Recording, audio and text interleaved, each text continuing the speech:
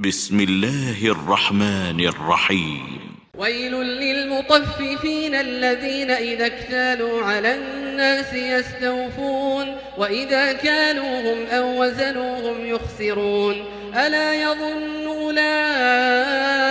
أنهم مبعوثون ليوم عظيم يوم يقوم الناس لرب العالمين كلا إن كتاب الفجار لفي سجين وما أدراك ما سجين كتاب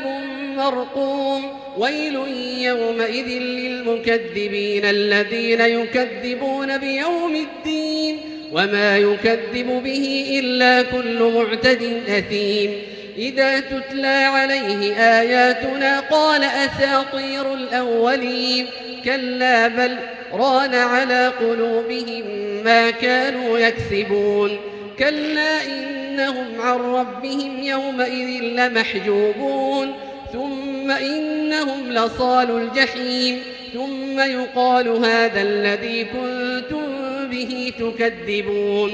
كلا إن كتاب الأبرار لفي عليين وما أدراك ما عليون كتاب مرقوم يشهده المقربون إن الأبرار لفي نعيم على الأرائك ينظرون تعرف في وجوههم نضرة النعيم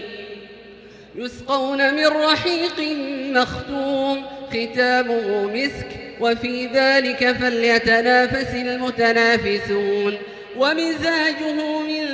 تسنيم عينا يشرب بها المقربون إن الذين أجرموا كانوا من الذين آمنوا يضحكون وإذا مروا بهم يتغامزون وإذا انقلبوا إلى أهلهم انقلبوا فكهين وإذا رأوهم قالوا إن هؤلاء لضالون